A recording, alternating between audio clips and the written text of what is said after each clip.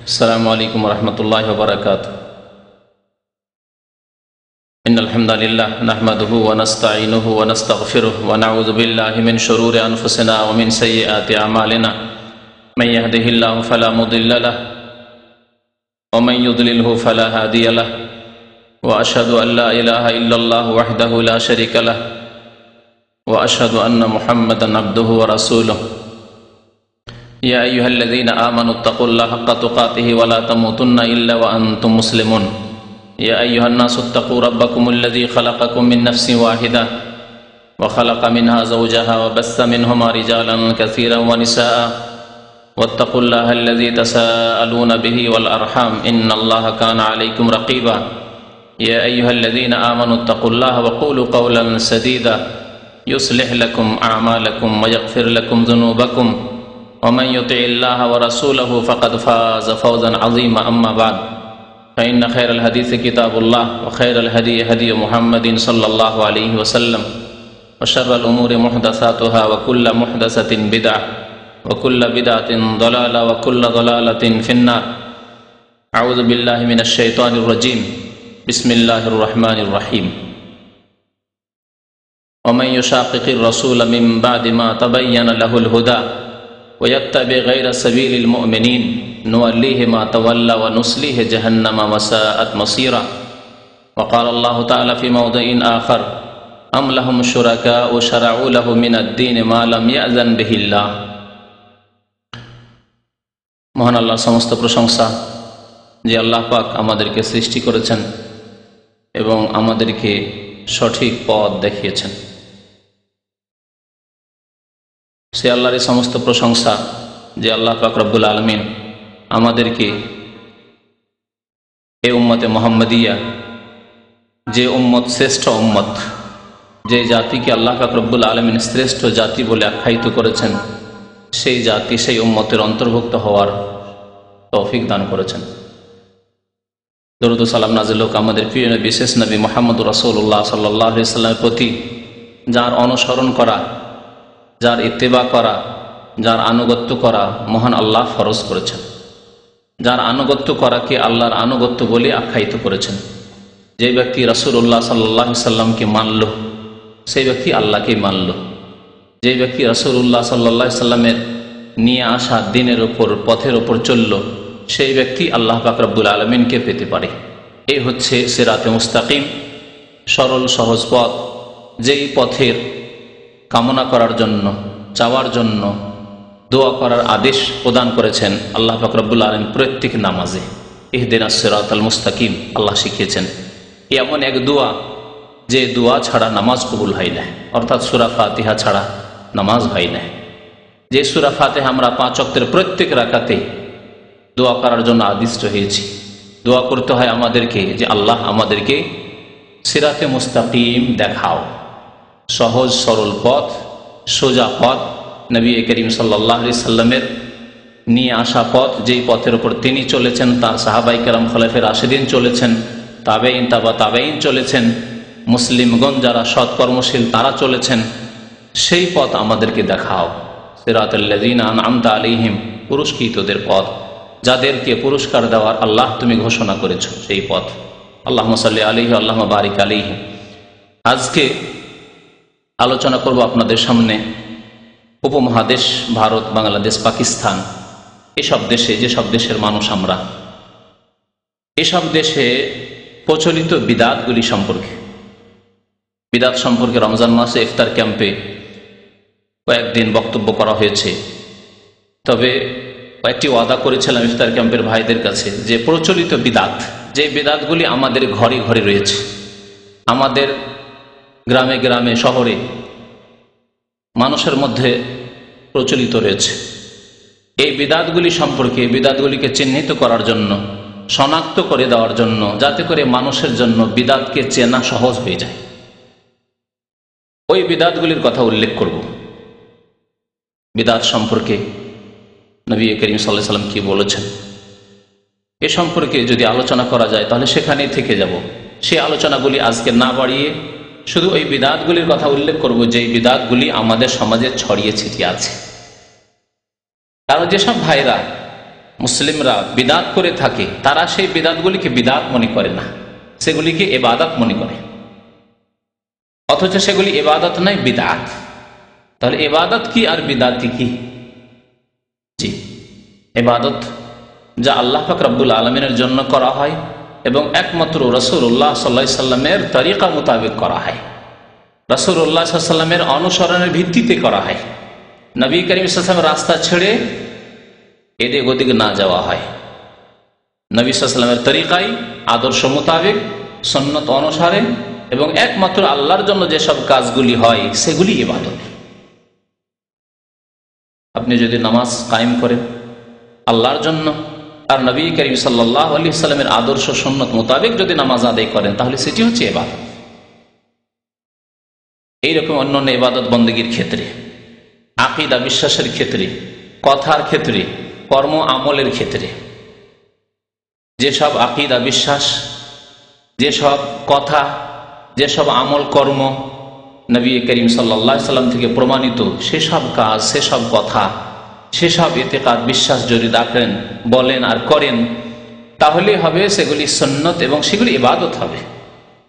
আর যদি নবী করিম সাল্লাল্লাহু আলাইহি ওয়াসাল্লামের সুন্নতকে বাদ দিয়ে, তার আদর্শ রাস্তাকে বাদ দিয়ে যদি নতুন কোনো তরিকায় কোনো কথা বলেন, ধর্মের নামে, দিনের নামে কোনো আকীদা বিশ্বাস রাখেন, কোনো আমল করেন, কাজ করেন, কিন্তু সেটি নবী করিম সাল্লাল্লাহু আলাইহি ওয়াসাল্লামের সুন্নতের মোতাবেক নয়, সুন্নতের অনুকূলে নয়, সুন্নতের বিপরীত, সুন্নত দ্বারা প্রমাণিত নয়, তাহলে সেগুলি বিদাত হবে। যদিও আপনি সেগুলিকে ইবাদত মনে করে, নেকি মনে করে, ভালো কাজ মনে করে আপনি আদায় করছেন। এই বিদাত মানুষ শুধু কাজে কর্মে করে না। আমি ইঙ্গিত করেছি আমার এই কথাগুলিতে যে বিদাত মানুষের তিনটি ক্ষেত্রে হয়ে থাকে। আকীদার ক্ষেত্রে বিদাত হয়ে থাকে, আকীদার ক্ষেত্রে মানে বিশ্বাসী বিদাত ভরা আছে। আপনার বিশ্বাসই হচ্ছে বিদাতি বিশ্বাস, ধর্মীয় বিশ্বাস, ইতিকাদ যেটাকে বলা হয় বা আকীদা বলা হয়, দ্বীনি বিশ্বাস, ধর্মীয় বিশ্বাস। ধর্মের নামে, দ্বীনের নামে আপনি বিশ্বাস করছেন, অথচ সেই বিশ্বাসগুলি নবী করিম সাল্লাল্লাহু আলাইহি ওয়াসাল্লাম করেননি, তার খোলাফায়ে রাশিদিন ওইসব কথা বিশ্বাস করেননি। সাহাবায়ে কেরাম 1,24,000-এর বেশি রাদিয়াল্লাহু আনহুম আজমাইন, তারা এসব বিশ্বাস আকীদা রাখতেন না, এসব কথা বিশ্বাস করতেন না। তাহলে এগুলি ইসলামিক বিশ্বাস নয়, এগুলিকে বলা হবে বিদাতি ইতিকাদ বা বিদাতি বিশ্বাস, ধর্মের নামে অন ইসলামিক বিশ্বাস, বিদাতি বিশ্বাস, বিদাতি আকীদা। তাহলে আকীদার ক্ষেত্রে, ইতিকাদের ক্ষেত্রে, বিশ্বাসের ক্ষেত্রে হচ্ছে এক ধরনের বিদাত। কয়েকটি বিদাতের কথা এই ক্ষেত্রে উল্লেখ করবো ইনশাআল্লাহ তাআলা। কথার ক্ষেত্রে, কথার দ্বারাও বিদাত হয়, কাজ নয়, কথার দ্বারা, জবানের দ্বারা আপনি বিদাত করছেন। কোনগুলি বিদাত? তাহলে যেই কথাগুলি ধর্ম মনে করে, ধর্মের নামে নবী করিম সাল্লাল্লাহু আলাইহি ওয়াসাল্লাম বলেননি, তার খোলাফায়ে রাশিদিন বলেননি, সাহাবায়ে কেরামরা সেগুলিকে উচ্চারণ করেননি, বলেননি, সেগুলি আপনি ইবাদত মনে করে, নেকি মনে করে, সওয়াব মনে করে, ধর্ম মনে করে, দ্বীন ইসলাম মনে করে আপনি বলছেন, সেগুলি হচ্ছে কথার ক্ষেত্রে বিদাত। তৃতীয় হচ্ছে আমলের ক্ষেত্রে বিদাত, কর্মের ক্ষেত্রে বিদাত। এমন কাজকর্ম যেগুলি নবী করিম সাল্লাল্লাহু আলাইহি ওয়াসাল্লাম নিজে করেননি।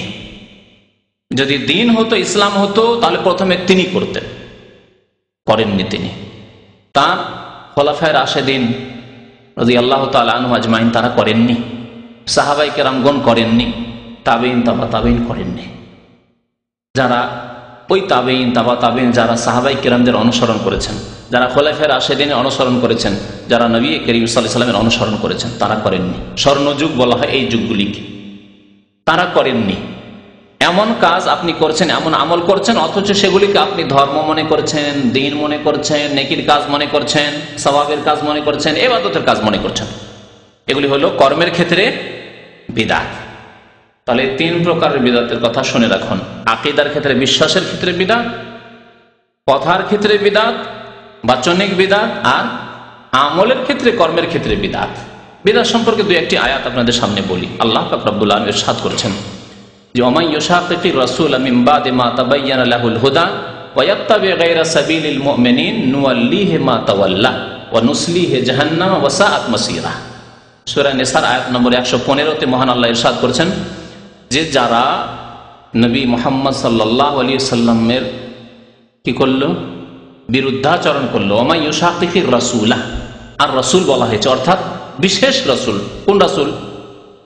শেষ নবী মুহাম্মদ সাল্লাল্লাহু আলাইহি ওয়াসাল্লাম, যার প্রতি কোরআনুল কারীম নাযিল হয়েছে এবং জীবনের প্রত্যেকটি ক্ষেত্রে যার আনুগত্যের আদেশ প্রদান করা হয়েছে, যার দিন সারা বিশ্বের মানুষের জন্য এসেছে, যার উপর যে কিতাব নাযিল হয়েছে সারা বিশ্বের মানুষের জন্য হিদায়াত করে আল্লাহ পাক রব্বুল সেই কিতাব নাযিল করেছেন। এখানে রাসূল মানে অন্য কোন রাসূল নন, বরং শেষ রাসূল মুহাম্মদ সাল্লাল্লাহু আলাইহি ওয়াসাল্লাম। ওয়া মান ইউশাকিকির রাসূল, যে ব্যক্তি রাসূলুল্লাহ সাল্লাল্লাহু আলাইহি সাল্লামের, মুহাম্মদ সাল্লাল্লাহু আলাইহি সাল্লামের বিরুদ্ধাচরণ করলো, নাফরমানি করলো, বিরোধিতা করলো, না জেনে না, মিন বাদি মা তাবায়্যানা লাহুল হুদা, হিদায়াতের পথ, ইসলামের পথ, দ্বীনের পথ, কোরআন সুন্নাহর পথ সুস্পষ্ট হয়ে যাওয়ার পরে তার সামনে বর্ণনা করে দেওয়া হয়েছে। কোরআনে কারীমের তাফসীর মওজুদ রয়েছে, বাংলা ভাষায় কোরআন শিক্ষার ব্যবস্থা মওজুদ রয়েছে। এমন নয় যে কোরআনের অর্থই বুঝে না, বুঝার কোনো ব্যবস্থা হয়নি। কোরআন সুন্নাহর নির্ভেজাল কথাবার্তা তার কানে পৌঁছেনি এমন নয়। ভালো কোনো আলেমের সংসর্গে আসেনি যারা কোরআন এবং হাদিসের কথা বলে এমন নয়, শেখার সুযোগ সুবিধা ছিল। তাহলে পার্থক্য আছে, একজনের শেখার সুযোগ সুবিধা আছে আর একজনের শেখার সুযোগ সুবিধা নাই, দুইজনের মাঝে আল্লাহ পার্থক্য করেছেন। তাহলে বলছেন মিন বাদি মা তাবায়্যানা লাহুল হুদা, সঠিক পথ সুস্পষ্ট হয়ে যাওয়ার পরে। হাদিসের কিতাবের তরজমা হয়ে গেছে বুখারী শরীফের, মুসলিম শরীফের, প্রায় হাদিসের কিতাবের তরজমা হয়ে গেছে, অনুবাদ হয়ে গেছে বাংলায়।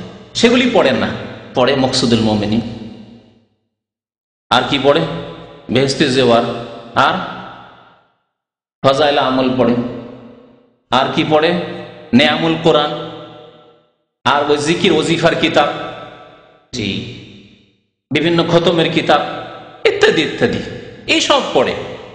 কিন্তু আল্লাহ এবং রসুলের কথা পড়ার মতো করে পড়ে না। মাদ্রাসায় পড়েছে, মৌলবি হয়েছে, হুজুর হয়েছে, ফারেক হয়েছে, কওমি মাদ্রাসা থেকে, আলিয়া মাদ্রাসা থেকে কামেল টাইটেল করে, কিন্তু কোরআন হাদিস পড়েনি। ফিকার নামে মানুষের কথা, মানব রচিত মতবাদ পড়েছে, মানুষের ব্যক্তিগত মতগুলি পড়াশোনা করেছে, কোরআন এবং সুন্নাহর শিক্ষা লাভ করেনি। নামে মাত্র পড়েছে, নামকে অস্তে। আল্লাহ রসুল হাদিস শিখবো এবং তার মোতাবেক আমল করবো, তার দিকে মানুষকে আহ্বান করবো, বলবো নবী করিম সাল্লাল্লাহু আলাইহি ওয়াসাল্লামের পথ এই, নবী সাল্লাল্লাহু আলাইহি ওয়াসাল্লামের হাদিসে এই রয়েছে, এই কথা বলার জন্য নয়, আর শেখার জন্য নয়। বরকতের জন্য কিছু কিছু সামান্য পড়ে থাকে, কিছু আমলের জন্য না। আমল করতে হবে কিসের ওপর? না ফিকার ওপর, বুজুর্গানে দিন যা বলেছেন তার ওপর। এইরকম ধ্যান ধারণা নিয়ে পড়াশোনা করেছে। এই অবস্থা কিনা অধিকাংশ মাদ্রাসাগুলির অবস্থা এরকম, সবগুলি না হইলেও। মিন বাদি মা তাবায়্যানা লাহুল হুদা, হিদায়াত স্পষ্ট হয়ে যাওয়ার ব্যবস্থা আছে, কোরআন এবং হাদিসের তরজমা হয়ে গেছে, এসব তথ্য জানার সুযোগ সুবিধা হয়ে গেছে, বাংলা ভাষায় এগুলো অনুদিত হয়ে মানুষের ঘরে ঘরে পৌঁছার ব্যবস্থা আছে, ইসলামিক লাইব্রেরিতে পাওয়া যাচ্ছে। ভালো আলেমরা তাদের সামনে সুন্নত বিদআত কিতাব বর্ণনা করে দিচ্ছেন। মিন বাদি মা তাবায়্যানা লাহুল হুদা ওয়া ইয়াত্তাবি গায়রা সাবিলিল মুমিনিন, রাসূলের বিরোধিতার কথা আল্লাহ উল্লেখ করলেন, আর তারপরে মুমিনদের রাস্তা ছাড়া অন্য কোন রাস্তার অনুসরণ করলো। আল্লাহ বলছেন ওয়া ইয়াত্তাবি গায়রা সাবিলিল মুমিনিন, তো মুমিনদের রাস্তা, মুমিনের কোন রাস্তা? হচ্ছে আদর্শ রাস্তা। মুমিনের আদর্শ রাস্তা কোন মুমিনদেরকে বলা হয়েছে? আজকালকার জামানার মুমিন মুসলিমদেরকে বলা হয়েছে সারা বিশ্বের, যারা আদর্শ মুমিন, এই উম্মতের আদর্শ মুমিন সাহাবায়ে কেরাম, খুলাফা রাশিদিন, এক নম্বরে। এবং সেই যুগে এই আয়াত নাযিল হচ্ছে। আয়াত যখন নাযিল হচ্ছে তখনকার মুমিন কারা? আমরা ছিলাম, বিদাতিরা ছিল, কবর মাজারপন্থী ওরসওয়ালারা ছিল, কাওয়ালি গায়বরা ছিল, ছিল না। পীর মুরিদের বয়াত করে তারা ছিল, তারা ছিল না। তাহলে মুমিনিন কাদেরকে বলা হয়েছে? কোরআন নাযিল হওয়ার যুগে যারা মুমিন ছিলেন তারা হচ্ছেন একমাত্র সাহাবায়ে কেরাম। তাহলে এখানে আল্লাহ রাসূল সাল্লাল্লাহু আলাইহি ওয়াসাল্লামের সাথে সাহাবায়ে কেরামদের অনুসরণের কথা বলা হচ্ছে, যদি আপনি সঠিক পথে থাকতে চান তাহলে মুমিনদের রাস্তাকে ফলো করবেন আপনি। মুমিনদের রাস্তা, মুমিনগণের রাস্তার অনুসরণ করে নেব। আর যদি এর ব্যতিক্রম হয়, ওয়াত্তাবে গায়রা সাবিলিল মুমিনিন, মুমিনদের রাস্তা ছাড়া অন্য কোন রাস্তার অনুসরণ যদি আপনি করেন, রাসূলের নাফরমানি হলো, আর সাহাবায়ে কেরাম মুমিনগণের রাস্তা ছাড়া অন্য কোন রাস্তা অবলম্বন করা হলো, অনুসরণ করা হলো, তাহলে আল্লাহ কি করবেন? এইরকম মুসলিমদেরকে নুআল্লিহি মা তাওয়াল্লা, আল্লাহ বলছেন যেদিকে চলে যেতে চাইবে সেদিকেই যেতে দেবো আমি, যেদিকে ফিরতে চাই সেদিকে ফিরিয়ে দেবো আমি। বিদাতের দিকে যেতে চান, মুরিদ হতে চান আপনি পীর সাহেবের? জি। আপনি সুফিবাদে বিশ্বাসী হতে চান? আপনি ওরসের মেলায় যেতে চান? আপনি কবরে সিজদা করতে চান, চাদরও চড়াতে চান? আপনি বিদাতের রাস্তা অবলম্বন করতে চান, সাহাবায়ে কেরাম খোলাফায়ে রাশিদিনের রাস্তা ছেড়ে দিয়ে? নুআল্লিহি মা তাওয়াল্লা, যেদিকে যেতে চাইবে সেদিকে আমি ফিরিয়ে দেব। ওয়া নুসলিহি জাহান্নাম, শেষ পরিণাম কি করব? জাহান্নামে প্রবিষ্ট করব, জাহান্নামে দাখিল করব। যেদিকে যেতে চাই বাধা আল্লাহ দেবেন না। ওয়ালাউ শাআ আল্লাহ হাদাকুম আজমাইন, আল্লাহ জবরদস্তি করে হিদায়াত করতে চান না মানুষকে, তাহলে পরীক্ষাই থাকবে না। স্বাধীনভাবে ছেড়ে দিলেই পরীক্ষা করা যাবে, আর যদি বাধ্য করে দেন তাহলে পরীক্ষা হবে না দুনিয়ার ক্ষেত্রে। তেমনি আল্লাহ পাক রব্বুল আলামিন বাধ্য করে যদি হিদায়াত করতেন, আল্লাহ সৃষ্টিকর্তা বাধ্য করে দিতেন, পাথরের মতো যেখানে ফেলে দেওয়া হয়েছে পাথর সেখানেই থাকবে পাথর। এইরকম আমাদেরকে আল্লাহ করে দেন, স্বাধীনভাবে ছেড়েছেন। এখন ভালো রাস্তা ধরছেন না ধরছেন, আপনার মধ্যে খারাপ গুণ আছে, ভালো গুণ আছে, খারাপ গুণকে আপনি দমন করেন আর ভালো গুণকে আপনি বৃদ্ধি করেন, এ হচ্ছে আপনাকে আল্লাহর আদেশ। আপনি নবীর তরিকা ধরেন, সাহাবায়ে কেরামের রাস্তা ধরেন, আর বড়দের রাস্তার নামে বিদাতি রাস্তা ছাড়েন, সব রাস্তা ধরিয়েন না। নুসলিহে জাহান্নাম, না হলে জাহান্নামে আমি ঢুকিয়ে দেব। ওয়াসাআত মাসীরা, আর বড়ই খারাপ পরিণাম হবে, পরিণাম খুব খারাপ হবে শেষ। তাহলে বিদাতীদের সম্পর্কে আল্লাহ পাক রব্বুল আলামিন কত সতর্কবাণী উচ্চারণ করেছেন, কিভাবে সাবধান করেছেন। নবীর রাস্তা ছেড়ে দিয়ে, সাহাবায়ে কেরামের রাস্তা ছেড়ে অন্য কোন রাস্তা অবলম্বন করবে না। এই আয়াত নিয়ে যদি যারা বিদআত করে থাকে তারা যদি গবেষণা করত যে নবীর রাস্তা ছাড়বো না আর সাহাবায়ে কেরামের রাস্তা ছাড়বো না, এখন আপনার প্রত্যেকটি সমস্যার ক্ষেত্রে, প্রত্যেকটি আমল কর্মের ক্ষেত্রে, প্রত্যেকটি আকীদা বিশ্বাসের ক্ষেত্রে, প্রত্যেকটি কথার ক্ষেত্রে আপনি যাচাই বাছাই করুন যে নবী করিম সাল্লাল্লাহু আলাইহি ওয়াসাল্লাম এইরকম জিকির করেছেন, ওরস লাগিয়েছেন, কবর পাকা করেছেন না নিষেধ করেছেন? জি। পীর মুরিদের বায়াত হয়েছে সাহাবায়ে কেরামদের যুগে? প্রত্যেক প্রশ্ন আপনি নিজে উঠান, তোলেন প্রশ্ন, আর এই প্রশ্নের উত্তর নেন নবী করিম সাল্লাল্লাহু আলাইহি ওয়াসাল্লাম এবং সাহাবায়ে কেরামের জামানা থেকে। উত্তর নেন আপনি, যদি আপনি জ্ঞানী হন। তাহলে জ্ঞানীদেরকে আল্লাহ দাওয়াত দিয়েছেন, বারবার করে আহ্বান করেছেন, তোমরা নিজের জ্ঞান দিয়ে কাজ নাও, তোমরা জ্ঞান দিয়ে কাজ নাও তোমরা। আল্লাহ পাক রব্বুল আলামিন আরো সতর্ক করেছেন বিদআত থেকে, ইরশাদ করেছেন সূরা শুরার আয়াত নম্বর 21-এ, আম লাহুম শুরাকা, বিদআতীদের সম্পর্কে আল্লাহ বলছেন তাদের কি দেবী দেবতা রয়েছে, তাদের কি উপাস্য রয়েছে, প্রভু রয়েছে কেউ আল্লাহ ছাড়া? আম লাহুম শুরাকা, আল্লাহর কোন আরো অংশীদার কেউ রয়েছে তাদের? শারাউ লাহুম মিনাদ-দীনি মা লাম ইয়াযান বিহিল্লাহ, তাদের জন্য দিন ধর্ম রচনা করেছে আল্লাহ ছাড়া। মা লাম ইয়াযান বিহিল্লাহ, আল্লাহ যেসব কথা কাজের আকীদা বিশ্বাসের অনুমতি দেননি সেসবের রচনা করেছে এবং তাদেরকে সেই ধর্ম দিয়ে দিয়েছে, সেই আকীদা মতবাদ এগুলো দিয়ে দিয়েছে ধর্মের নামে। আল্লাহ ছাড়া আর কেউ আছে নাকি? আছে জিলানী, চিশতি, যাদেরকে এই ক্ষমতা দেওয়া হয়েছে খ্রিস্টান ধর্মের মতো। হ্যাঁ, যে ধর্মীয় গুরু, হিন্দুদের মতো যে ধর্মীয় গুরুরা যা বলবে তাই আমাদেরকে করতে হবে, কারণ তারা গুরু, গুরুজনকে মানতে হবে। এসব কথা কি ইসলামে আছে? না, আল্লাহ এবং রাসূলের কথা মানতে হবে। আম লাহুম শুরাকা, তাদের কি শরীক রয়েছে, প্রভু রয়েছে? শারাউ লাহুম মিনাদ-দীন, তাদের জন্য ধর্ম রচনা করে দিয়েছে মা লাম ইয়াযান বিহিল্লাহ, যার অনুমতি আল্লাহ দেননি, যা কোরআনেও নেই, নবী করিম সাল্লাল্লাহু আলাইহি সাল্লামের আদর্শ সুন্নতে হাদিসেও নেই। না, আল্লাহ দেননি তাহলে, তাই না? তারপরে আল্লাহ বলছেন যে ওয়ালাউলা কালিমাতুল ফাসলি, আল্লাহর পক্ষ থেকে যদি অগ্রিম ফয়সালা না হয়ে যেত যে সারা বিশ্বকে একসাথে আল্লাহ ধ্বংস করে দেবেন না, সারা বিশ্বের মুসলিম জাতিকে একসাথে আল্লাহ ধ্বংস করে দেবেন না, এটা হচ্ছে আল্লাহর ফয়সালা।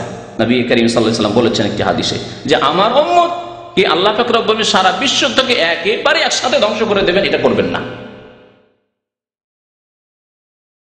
ওয়ালাউলা কালিমাতুল ফাসল, আল্লাহর পক্ষ থেকে যদি ফয়সালার বাণী উচ্চারণ না হয়ে যেত, ফয়সালার ঘোষণা না হয়ে যেত যে আমি সারা পৃথিবীর মুসলিমদেরকে একসাথে আযাব দিয়ে ধ্বংস করে দেব না, লাকুযিয়া বাইনাহুম, তাহলে তাদের ফয়সালা আল্লাহ করেই দিতেন, তাদের সর্বনাশ করে দিতেন।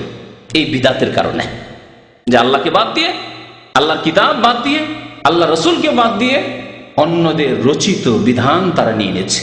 সে রাজনৈতিক ক্ষেত্রে হোক, যারা রাজনৈতিক নেতাদের কাছ থেকে মানব রচিত বিধান দিয়ে দেশ চালাচ্ছে তাদের ক্ষেত্রে হোক, আর ধর্মের ক্ষেত্রে হোক, যে হুজুরজিদের কথা আর ওই পীরদের কথা আর বড়দের কথা, বুজুর্গানের দিনের কথার নামে কোরআনে বা হাদিসের বাইরে তারা কাজকর্ম করে থাকে আর এতেকাদ রেখে থাকে আর বলে থাকে। আল্লাহ পাক রব্বুল আলামিন সবচাইতে ক্ষতিগ্রস্ত ওই সব লোকদেরকে বলেছেন। কারা তারা? সূরা কাহফ আয়াত নম্বর 103 এবং 104 মহান আল্লাহ ইরশাদ করেছেন, কুল হাল নুনাব্বিউকুম বিল আখসারিনা আমালা, হে নবী মুহাম্মদ সাল্লাল্লাহু আলাইহি সাল্লাম আপনি বলে দিন যে তোমাদেরকে জানিয়ে দেব কি, হাল নুনাব্বিউকুম তোমাদেরকে জানিয়ে দেব কি ওই সব লোকদের সম্পর্কে যারা আমলের ক্ষেত্রে অধিক ক্ষতিগ্রস্ত, কর্মের ক্ষেত্রে কর্ম করেও ক্ষতিগ্রস্ত। আল্লাযীনা দাল্লা সাইম, তারপরে আল্লাহ নিজেই জানিয়ে দিচ্ছেন। জানিয়ে দেব কি বলার পরে আল্লাহ জানিয়ে দিচ্ছেন নবীকে যে তুমি জানিয়ে দাও, মানুষকে, মুসলিমদেরকে জানিয়ে দাও, বিশ্ববাসীকে জানিয়ে দাও, আল্লাযীনা দাল্লা সাইয়ুহুম ফিল হায়াতিদ দুনিয়া, পার্থিব জীবনে যাদের মেহনত পণ্ড হয়ে গেছে, যাদের পরিশ্রম বিপথে চালিত হয়েছে। দাল্লা মানে রাস্তা হারিয়ে দেওয়া। মেহনত তো করেছে, পরিশ্রম করেছে, ইবাদত বন্দেগীর নামে ইবাদত তো করেছে, কঠোর মেহনত করেছে, কিন্তু তা বিপথে চালিত হয়েছে, ভুল পথে চালিত। দাল্লা সাইয়ুহুম, ভুল পথে চালিত হয়েছে। নামাজ পড়েছে ভুল করে, রোজা রেখেছে ভুল করে, হজ করেছে ভুল করে, উমরা করেছে ভুল করে, জি ভুল করে, সব জিকির আজকার করেছে ভুল করে, ওজিফা পড়েছে সব ভুল করে, সব ভুল। দোয়া করেছে ভুল করে, মাধ্যম ধরে, মাধ্যম ছাড়া আল্লাহ দোয়া কবুল করবেন না, ওসিলা ধরে, মাধ্যম লাগবে। এইভাবে তাদের মেহনত তো হয়েছে, কিন্তু মেহনত গুলি ভুল পথে হয়েছে। দাল্লা সাইয়ুহুম ফিল হায়াতিদ দুনিয়া, অথচ তাদের ধারণা, ভুল করা সত্ত্বেও তাদের ধারণা কি, ওয়াহুম ইয়াহসাবুনা আন্নাহুম ইউহসিনুনা সুনআ, তাদের ধারণা যে তারা খুব ভালো ভালো কাজ করে দুনিয়া থেকে এসেছে, নেকির পাহাড় নিয়ে কবরে গিয়েছে, এইরকম ধারণা তাদের। বিদাতীদের বাপদাদা মারা গেছে, তাদের ধারণা কি, তাদের বাপদাদা পূর্বপুরুষ সম্পর্কে, যে আমাদের পূর্বপুরুষ বাপদাদা না এত এত ভালো কাজ করে গেছে, এতবার হজ করে গেছে, এত জিকির আজকার করতো, একবারে ফানাফিল্লা হয়ে গেছে, আর কত রকমের যে নেকির কাজ করে গেছে, কত নফল ইবাদত বন্দি করেছে, ফরজ ওয়াজিব সুন্নাত তো করেছে, কত যে গাড়ি গাড়ি নফল ইবাদত করেছে। এই ইয়াহসাবুনা আন্নাহুম ইউহসিনুনা সুনআ, খুব ভালো কাজ করে গেছে আর আমরাও ভালো কাজ করছি। এইভাবে আল্লাহ পাক রব্বুল আলামিন বিদাত সম্পর্কে সতর্ক করেছেন। মনে রাখবেন বিদাত সম্পর্কে, যে বিদাত মানে ধর্মের নামে নতুন কাজ, ধর্মের নামে যা নতুন হবে তাই হচ্ছে বিদাত, সে দেখতে ভালো লাগুক আর খারাপ লাগুক। তার মানে ইসলামে বিদাতের কোনো ভাগ নেই, যে কিছু বিদাতে হাসানা, হাসানা মানে কি ভালো, কিছু ভালো বিদাত আছে যে বিদাত হইলেও নতুন হলেও আল্লাহর নবী করেননি, সাহাবায়ে কেরাম করেননি, খোলাফায়ে রাশিদিন করেননি, কিন্তু কাজগুলি সুন্দর, এর নাম হচ্ছে বিদাতে হাসানা। এইরকম ভাগ ইসলামে নেই। আল্লাহর নবী করেননি, সাহাবায়ে কেরাম করেননি, অথচ করার উপায় উপকরণ ছিল, তারা করতে পারতেন ইচ্ছা করলে। আল্লাহর আদেশ যদি হতো আর আল্লাহ সন্তুষ্টির রাস্তা যদি হতো তো অবশ্যই তারা করতেন, করেননি তার মানেই ভালো না।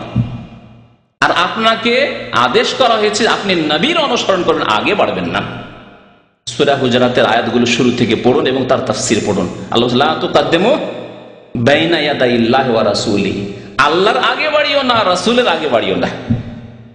আল্লাহ পাক বললেন না করতে, জানালেন না যেগুলো নেকির পথ, ভালো কাজ, সওয়াবের কাজ, এগুলি হচ্ছে ধর্ম, আল্লাহ জানালেন না, রাসূল জানালেন না, তারপরে আপনি আগে বেড়ে কাজ করা শুরু করেন। না না না, এগুলিও ভালো কাজ, বিদাতে হাসানা, যদিও নতুন কিন্তু ভালো কাজ।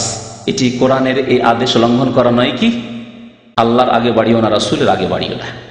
লা তুকাদ্দিমু বাইনা ইয়াদাইল্লাহি ওয়া রাসূলিহি ওয়াত্তাকুল্লাহ, আল্লাহকে ভয় কর, আল্লাহকে ভয় কর। বিদআত সম্পর্কে সতর্ক করতে গিয়ে নবী করিম সাল্লাল্লাহু আলাইহি ওয়াসাল্লাম কি বলেছেন?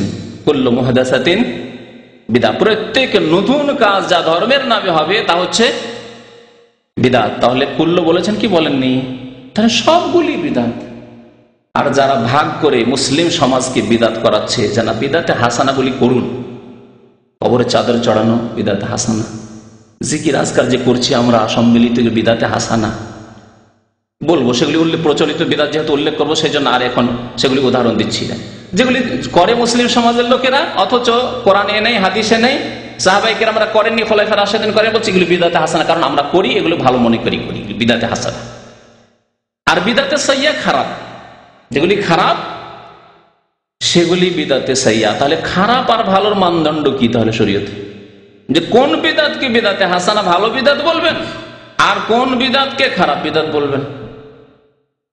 আর জন্মবার্ষিকী পালন করা হচ্ছে, নিজের স্ত্রীর ছেলে মেয়েদের বিবাহ শাদী দিবস পালন করা হচ্ছে, ম্যারেজ ডে পালন করা হচ্ছে, ভালো মনে করে করা হয় না? তারপরে তাতে কিছু গরিব মিসকিনকে খাওয়াবেন, ভালো ভালো খাবার দাবার তৈরি, আশেপাশে গরিব মিসকিন কিছু তো খাওয়াবেন, কিছু তো নেকির কাজ দেখা যাচ্ছে সামনে। এইরকম যুক্তি যদি পেশ করা হয় তাহলে মানদণ্ড কোথায় যে এই বিদআতগুলি ভালো বিদআতে হাসানা না সাইয়্যা খারাপ? কি দিয়ে আপনি ওজন করবেন, মাপবেন কি দিয়ে যে এগুলি ভালো বিদআত না খারাপ বিদআত? কোরআন হাদিস দিয়ে মাপতে হবে। নবী কারীম সাল্লাল্লাহু আলাইহি ওয়াসাল্লাম বলেছেন কুল্লু বিদআতিন দালালাহ, প্রত্যেক বিদআত বলেছেন, কতিপয় বিদআত বলেননি, বাজ মানে কিছু, বাজ বলেননি, বলেছেন কুল্লু, প্রত্যেক বিদআত হচ্ছে গুমরাহি পথভ্রষ্টতা। কুল্লু দালালাতিন ফিন্নার, প্রত্যেক ভ্রষ্টতা গুমরাহির পরিণাম হচ্ছে জাহান্নাম। আরো বলেছেন নবী করিম সাল্লাল্লাহু আবু দাউদ শরীফের হাদিস, এটা সুন্নতি খুতবা, প্রত্যেক খুতবায় প্রত্যেক বক্তব্যে নবী করিম সাল্লাল্লাহু আলাইহি ওয়াসাল্লাম এই মূল্যবান কথাগুলি বলতেন।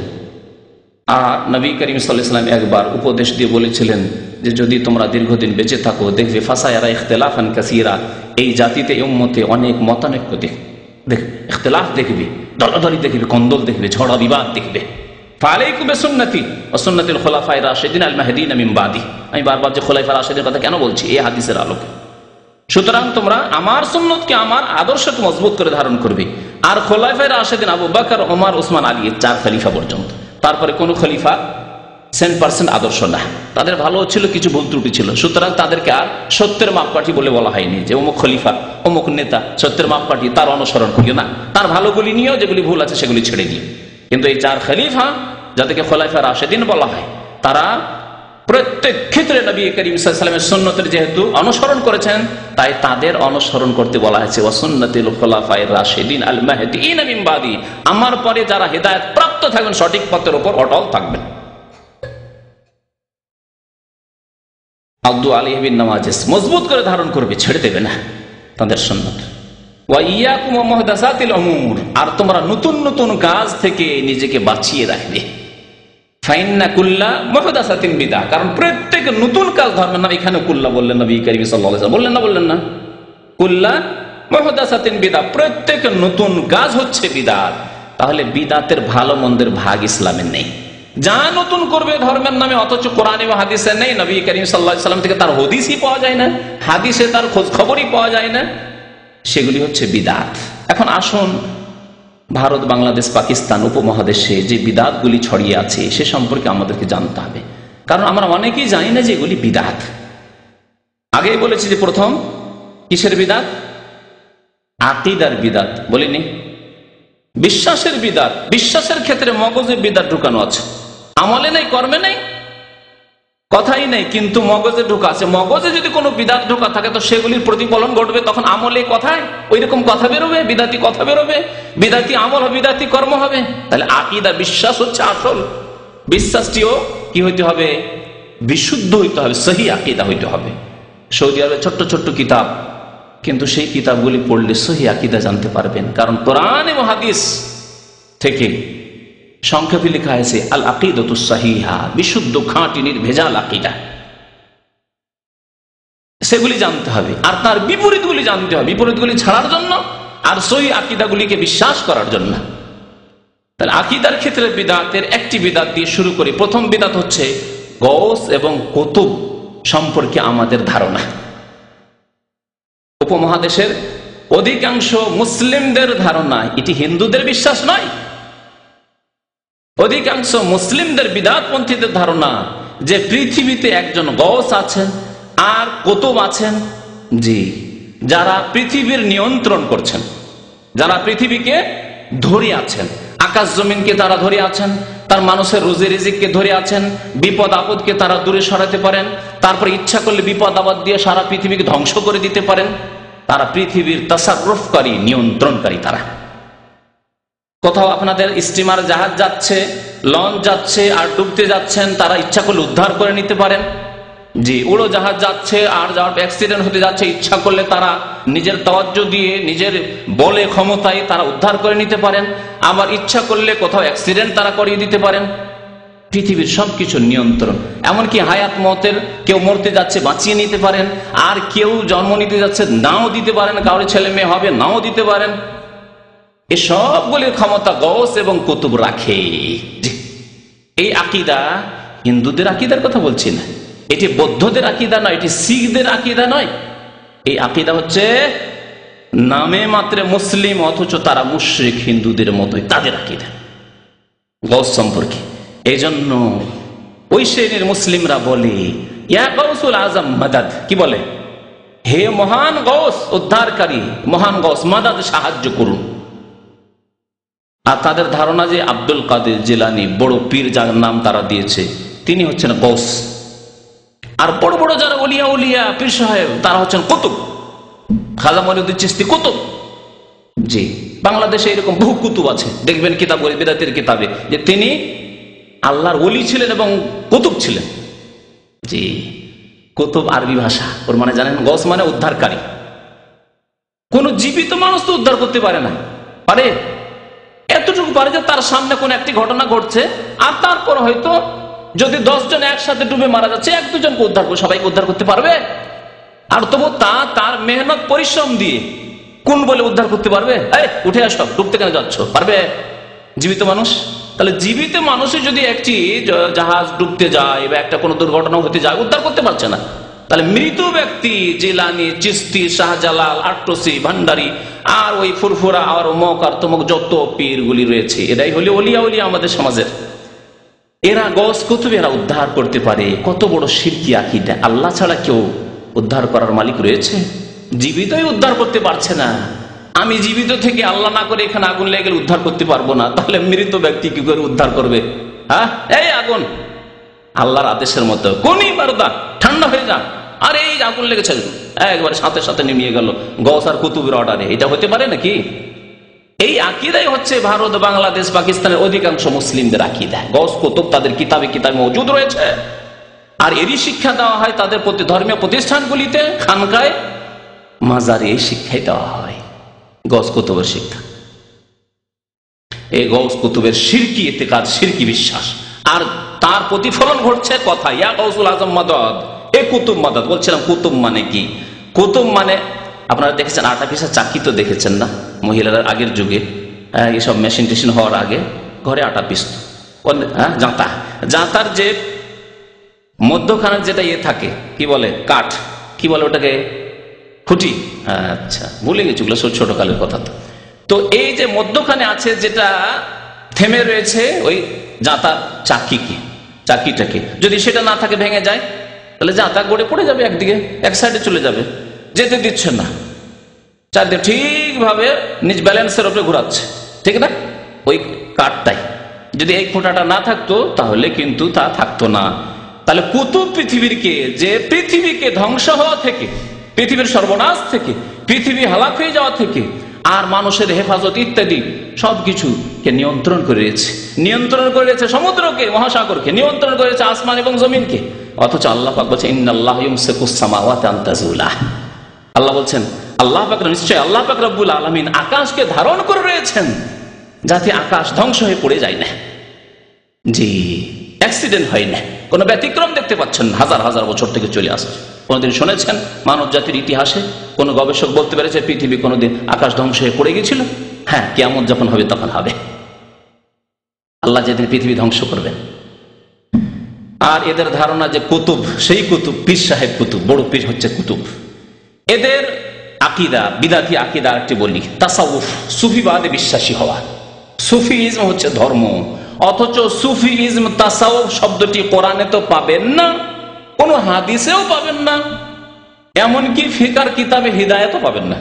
হানাফি ভাইদেরকে বলছি, ভাইরা আপনাদের সবচেয়ে বড় কিতাব ফিকার কিতাব হিদায়াত, হিদায়াতে তাসাউফের কোন একটি অধ্যায় আছে? ইমাম আবু হানিফার কোন কিতাবে তাসাউফের একটি অধ্যায় আছে?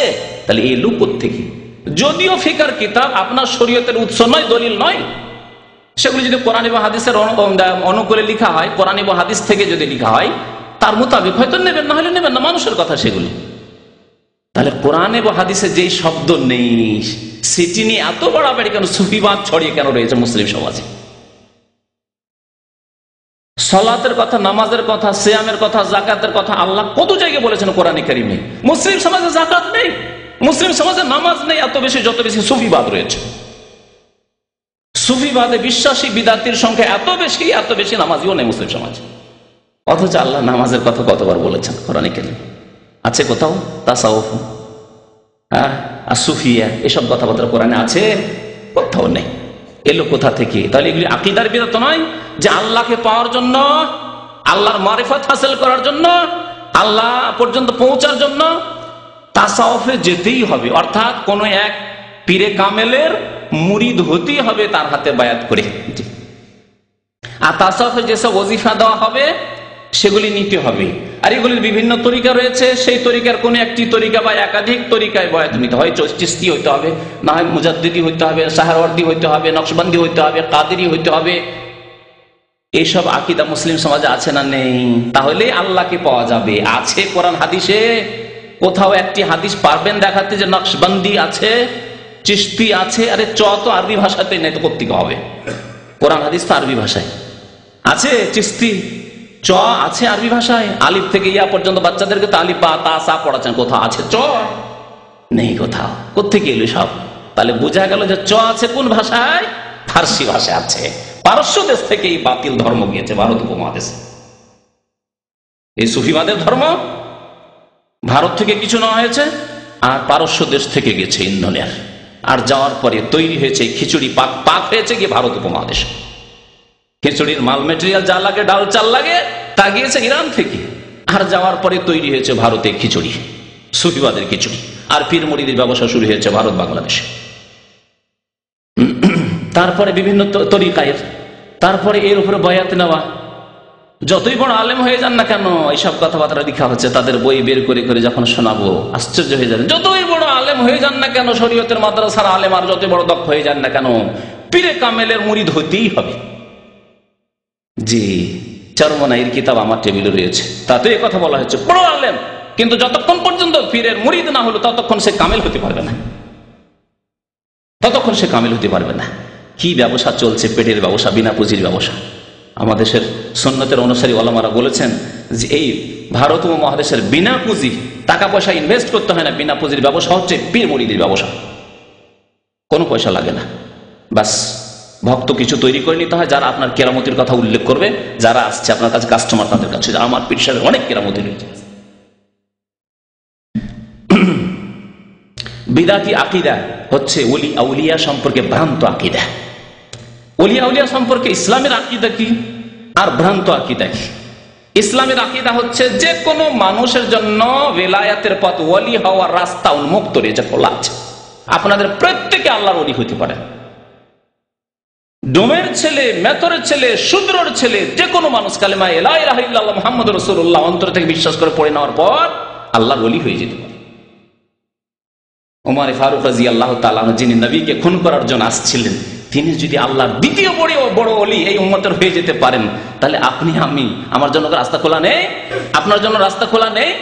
ডোম মেথরের জন্য রাস্তা খোলা নেই? রাস্তা খোলা আছে। এ হচ্ছে ইসলাম। আল্লাহ বলছেন দুইটি গুণের দ্বারা তুমি ওলি হইতে পারো, আল্লাহর বন্ধু হইতে পারো, আল্লাহর দোস্ত হইতে পারো। আলা ইন্না আউলিয়া আল্লাহি লা খাউফুন আলাইহিম ওয়া লা হুম ইয়াহজানুন। জেনে রেখো যে আল্লাহর যারা বন্ধু তাদের কোনো ভয় নেই। আল্লাহ বলছেন লা খাউফুন আলাইহিম, কোনো ভয় নেই, ওয়া লা হুম ইয়াহজানুন, আর তাদের কোনো চিন্তাও নেই, তারা চিন্তিতও হবে না, না দুনিয়াতে না আখিরাতে। সবসময় তাদের শান্তি, মনের শান্তি। মনের শান্তি রয়েছে। মনের শান্তি টাকা পয়সা আসে না, মনের শান্তি ভালো চাকরি করলে আসে না, মনের শান্তি শুধু ভালো নারী পেলে আসে না, আর গাড়ি পেলে আসে না, ধন দৌলত দিয়ে, দুনিয়ার এসব ভোগ বিলাসের বস্তু দিয়ে আসে না। লা খাউফুন আলাইহিম ওয়া লা হুম ইয়াহজানুন। আর বিশেষ করে চিরকালে যে জীবন, আখিরাতের জীবন রয়েছে, সেখানে তাদের না কোনো ভয় রয়েছে আর না তারা চিন্তিত হবেন। কারা তারা? আল্লাহ বলছেন দুইটি গুণ, আল্লাযীনা আমানু ওয়া কানু ইয়াত্তাকুন। যে ব্যক্তি সত্যি ঈমানদার হয়ে যেতে পারবে, মুমিন হয়ে যেতে পারবে, ঈমানের যে ব্যাখ্যা রয়েছে সেই ব্যাখ্যা জেনে তার বাস্তবায়ন যারা করতে পারবে, সত্যিকার ঈমান এবং ঈমানের পরিপন্থী বিপরীত যতগুলি জিনিস রয়েছে সেগুলি থেকে যতক্ষণ মুক্ত হতে পারবে, মুক্ত না হলে ওলি হতে পারবে না। ঈমানের দাবিও করে, নামাজ রোজাও করে, আর তার সাথে শিরক বিদআত করে, তাবিজ ঝুলানো, তাবিজ তৈরি লিখে লিখে দেয়, তাহলে কি ওলি হতে পারবে? কারণ ঈমানের বিপরীত বস্তু মজুদ রয়েছে তার মধ্যে, সুতরাং সে ওলি হতে পারবে না। আল্লাযীনা আমানু, প্রথম গুণ হচ্ছে ঈমানদার হতে হবে, পজিটিভের সাথে এবং নেগেটিভের সাথে, ইতিবাচক হতে হবে মুমিন আর নেতিবাচক মুমিন হতে হবে। ওয়া কানু ইয়াত্তাকুন, এবং দ্বিতীয় গুণ হচ্ছে আল্লাহ ভীরু হতে হবে, আল্লাহর ভয় হতে হবে। আল্লাহর ভয় যে কোনো জায়গায় যেখানে আল্লাহ থামতে বলেছেন চট করে আপনি থেমে যাবেন, স্টপ। যেখানে আল্লাহ রসুল থামতে বলেছেন সেখানে থেমে যাবেন আপনি, আল্লাহর ভয়। আল্লাহ রসুল কেন? রাষ্ট্রীয় ক্ষমতায় যারা রয়েছেন তারা থামতে বলেছেন এবং আপনার এবং জনসাধারণ মানুষের স্বার্থ রয়েছে, সেখানে আপনি থেমে যাবেন। একটি সিগন্যালের কাছে দাঁড়ালেন আর সিগন্যাল লাল হয়ে আছে, আপনার যদি তাকওয়া আল্লাহ ভীরুতা থাকে তাহলে আপনি থেমে যাবেন। রাস্তা ক্লিয়ার রয়েছে, সাফ রয়েছে, এদিকেও গাড়ি নেই এদিকেও গাড়ি নেই, কোনো দিকে গাড়ি নেই, তারপরও গাড়ি চালাচ্ছে না, কারণ সিগন্যাল লাল হয়ে রয়েছে। এ হচ্ছে তাকওয়া। তাকওয়ার একটি উদাহরণ দিলাম। কেন? আপনি জানেন যে নবী করিম সাল্লাল্লাহু আলাইহি ওয়াসাল্লাম বলেছেন, ওমান ইউতিল আমিরা, যে ব্যক্তি রাষ্ট্রীয় নেতার আনুগত্য করবে সে ফাকাদ আতানি, সে আমার আনুগত্য করলো। ওমান আতানি ফাকাদ আতা আল্লাহ, আর যেই ব্যক্তি আমার আনুগত্য করলো সে ব্যক্তি আল্লাহ পাক রব্বুল আলামিন আনুগত্য করলো। কিন্তু এইরকম জায়গায় অনেক সময় তামাশা দেখি বসে, গাড়িতে বসে বসে আমি দাঁড়িয়ে আছি, পাশ দিয়ে গাড়ি টান দিয়ে চলে গেল ভোরের সময়, বিশেষ করে বা এমন সময় রমজান মাসে দেখলাম মাগরিব আর ইশার মাঝখানে ইফতার করে আসছি, গাড়ি টান দিয়ে চলে গেল, কারণ এদিক সেদিকে গাড়ি নেই, একটু সুযোগ পেল টান দিয়ে চলে গেল। জি, তাহলে তাকওয়ায় দুর্বলতা। এ তো একটি ছোট উদাহরণ দিলাম। জীবনের প্রত্যেকটি ক্ষেত্রে এক শ্রেণীর লোকেরা সমাজের ভয়ে পাপ করে না। জেনা কেন করে না? সমাজের লোকে খারাপ বলবে, কি হবে সারা জীবন আমাকে লোকেরা বলবে যে এই লোকটি লম্পট ছিল। মদ খায় না কি জন্য? সমাজে ঘৃণা করবে। জুয়া খেলে না কি জন্য? সমাজে ঘৃণা করবে। কিন্তু বিদেশে চলে আসার পরে এখানে কেউ কাউকে চেনা নেই, এখানে থাইল্যান্ডে লটারি খেলছে।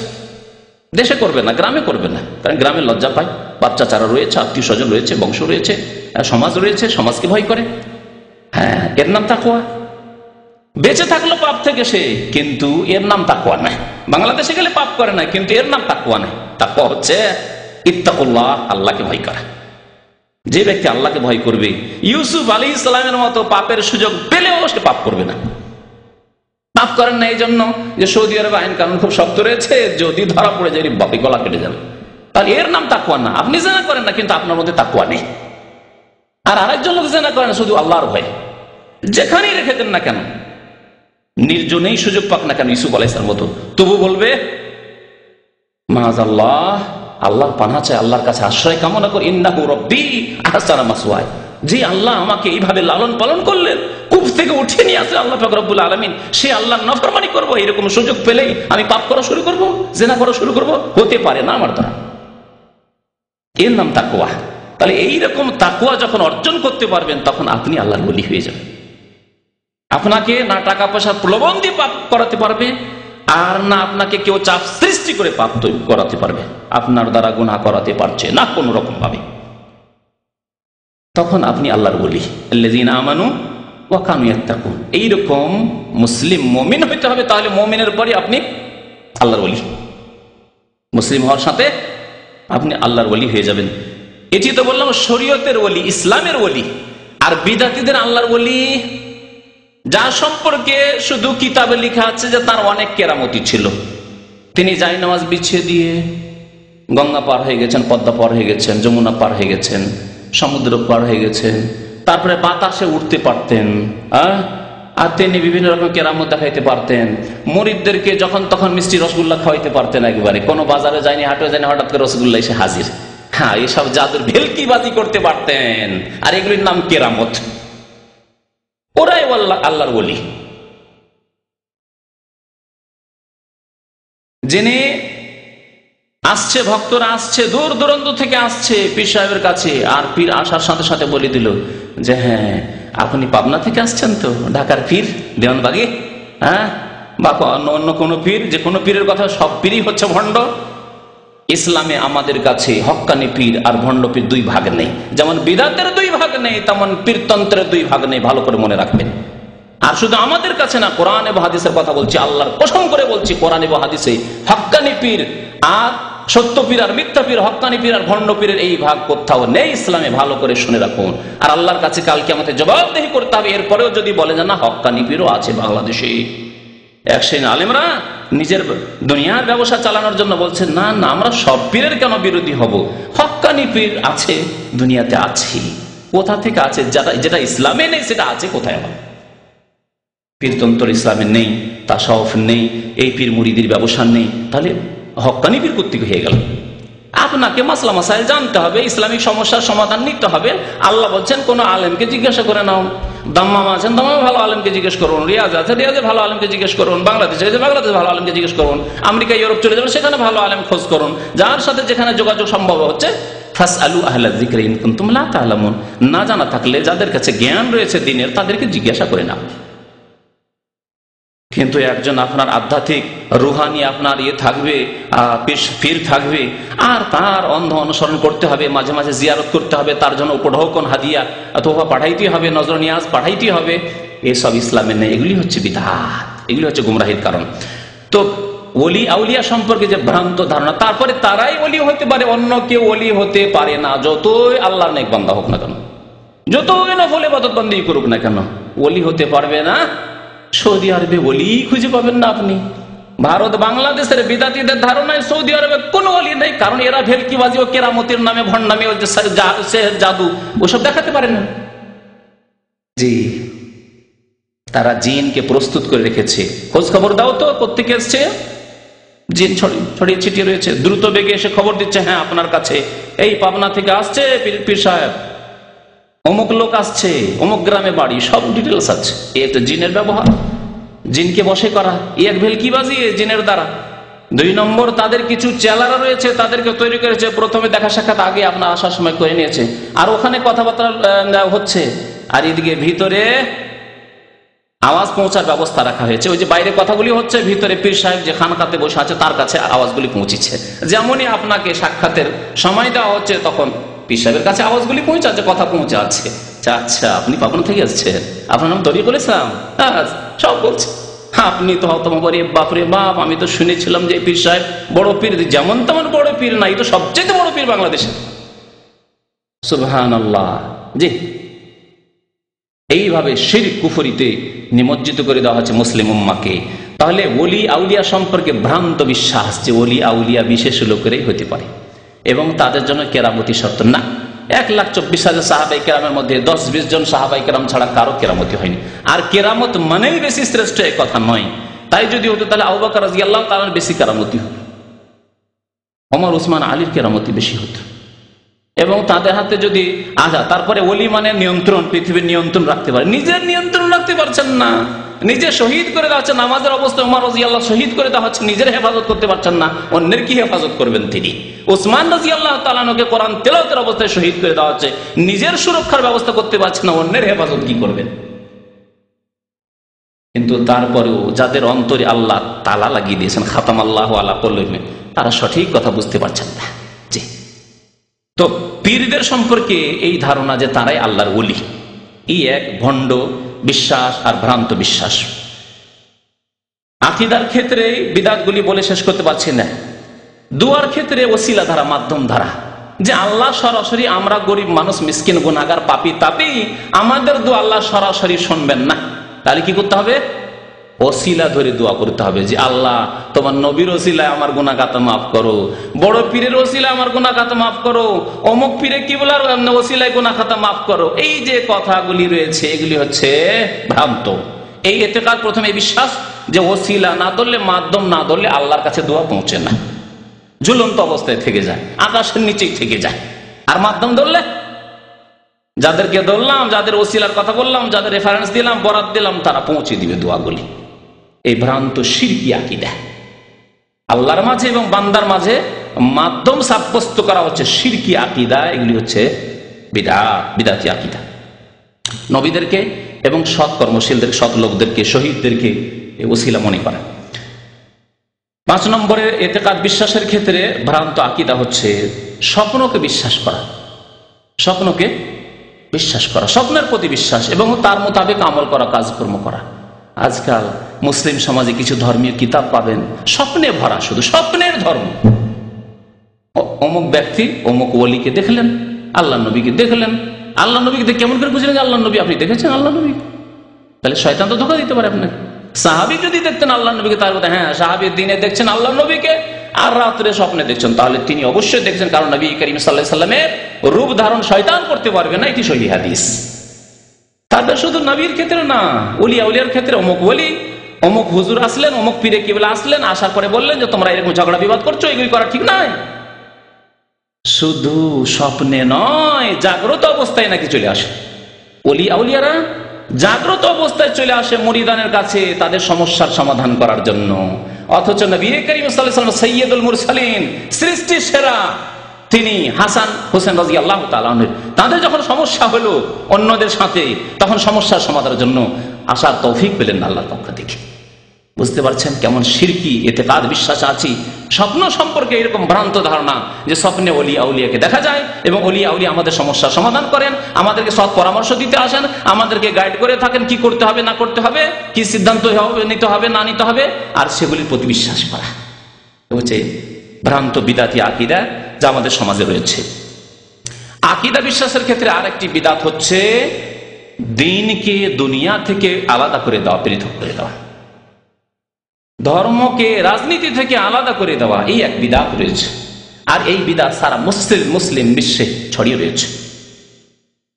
এই সৌদি আরবে যেখানে কোরআন সুন্নাহর আইন আলহামদুলিল্লাহ বাস্তবায়িত হচ্ছে, এই দেশ ছাড়া সারা পৃথিবীর প্রত্যেকটি দেশে ধর্ম আলাদা, রাজনীতি আলাদা। রাজনীতি করবে তো মার্ক্সের রাজনীতি করো, আর না হলেও জাতীয়তাবাদের রাজনীতি করো, না হয় ওই পুঁজিবাদীদের রাজনীতি করো, আর না হলে অন্যর করো। এসব মানব রচিত বিধানের রাজনীতি, এসব রাজনীতি চলছে তাদের। গণতন্ত্রের রাজনীতি, গণতন্ত্র কে দিল? পশ্চিমারা দিল। গণতন্ত্রের রাজনীতি করো, রাজনীতি আলাদা আর ধর্ম আলাদা। ধর্ম হচ্ছে নামাজ রোজা হজ যাকাতের নাম, আর রাজনীতি করবেন, আপনি পার্লামেন্টে আসবেন আর আপনি রাষ্ট্রপতি হবেন, প্রধানমন্ত্রী হবেন, তার জন্য ইলেকশন করতে হবে, আর তার জন্য এই হবে সেই হবে, তার জন্য এইরকম সিস্টেম আছে, সাংগঠনিক সিস্টেম আছে যেগুলি শরীয়তে নেই, কিচ্ছু নেই, আর এই হতে হবে। আর যদি রাজনৈতিক ক্যাডাররা বলে দেয় যে আজকে ধর্মঘাট করতে হবে, ধর্মঘাট করতে হবে, ভাঙচুর করতে হবে, ভাঙচুর করতে হবে, এই বিরোধীদেরকে মারতে হবে, হাত পা ভাঙতে হবে, ভাঙতে হবে। ধর্ম আলাদা, রাজনীতি। রাজনীতির ক্ষেত্রে হালাল হারামের কিছু নেই। রাজনীতির ক্ষেত্রে আবার জায়েজ না জায়েজ কি, আবার হালাল হারাম কি আছে? রাজনীতি করছি। তাহলে দ্বীনকে দুনিয়া থেকে আলাদা করে দেওয়া, রাজনীতিকে ধর্ম থেকে আলাদা করে দেওয়া, আর শিক্ষাকেও আলাদা করে দেওয়া। দুনিয়ার শিক্ষা, স্কুল কলেজ ইউনিভার্সিটি, যদি ডাক্তার ইঞ্জিনিয়ার হতে চান তাহলে স্কুল কলেজ ইউনিভার্সিটিতে চলে যান, সেখানে শুধু দুনিয়ার শিক্ষা, দ্বীনের গন্ধ পর্যন্ত নেই। দ্বীনের শিক্ষা কলেজ ইউনিভার্সিটিতে নেই। দ্বীনের শিক্ষা যদি নিতে হয়, আর এতই আপনি ধর্মভীরু হন, আল্লাহ ভীরু হন, যান, মাদ্রাসা আছে, কমি মাদ্রাসা আছে, আলিয়া মাদ্রাসা আছে, যান, কিছু শিখান নিজের ছেলে মেয়েদেরকে, ওখানে শিখান। মাদ্রাসা মক্তব আছে, ওখানে বাচ্চাদেরকে কোরআন শেখান, তা হাফেজকে ভাড়া করে রেখে দেন, তার দ্বারা কিছু কোরআন শিখিয়ে দেন।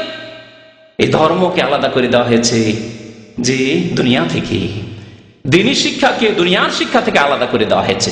নবী করিম সাল্লাল্লাহু আলাইহি ওয়াসাল্লাম, সাহাবায়ে কেরাম, খোলাফায়ে রাশেদিন, তারপরে যুগ যুগ ধরে মুসলিম উম্মাতের খোলাফায়ে রাশেদিনরা, বাবা অন্যান্য খোলাফারাও আজ পর্যন্ত এই সৌদি আরবে, আলহামদুলিল্লাহ, সৌদি আরবের সিলেবাস সম্পর্কে যাদের জ্ঞান আছে, সৌদি আরবে দুই শিক্ষা আলাদা করা হয়নি। যে মাদ্রাসা মানে ধর্মীয় প্রতিষ্ঠান শুধু, আর স্কুল মানে সেখানে শুধু জিওগ্রাফি শিখো আর ম্যাথমেটিক্স শিখো, আর সেখানে সায়েন্স টেকনোলজি শিখো, আর সেখানে ইসলাম সম্পর্কে কিছু জানতে পারবে না, ইমানের পিলার জানতে পারলে না, ইসলামের পিলার জানতে পারলে না, নামাজ কেমন করে পড়া হয় তা জানতে পারলে না। এইরকম প্রতিষ্ঠান কোথাও সৌদি আরবে আলহামদুলিল্লাহ পাবেন না। এই জন্য এটি হচ্ছে ইসলামিক দেশ, এটি হচ্ছে ইসলামিক দেশ।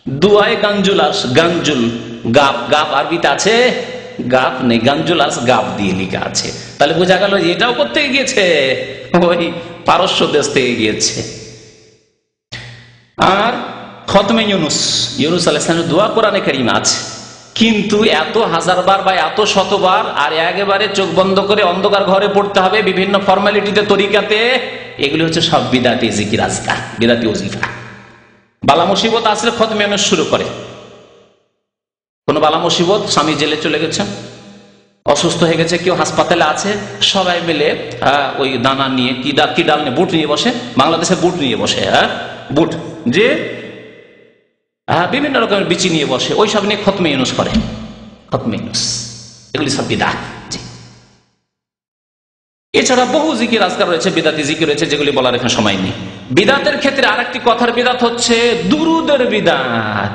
দুরুদ ইসলামে আছে, আর প্রত্যেক নামাজে দরুদ না পড়লে নামাজ হয় না, এটি হচ্ছে আমাদের ইতিকাদ, বিশ্বাস।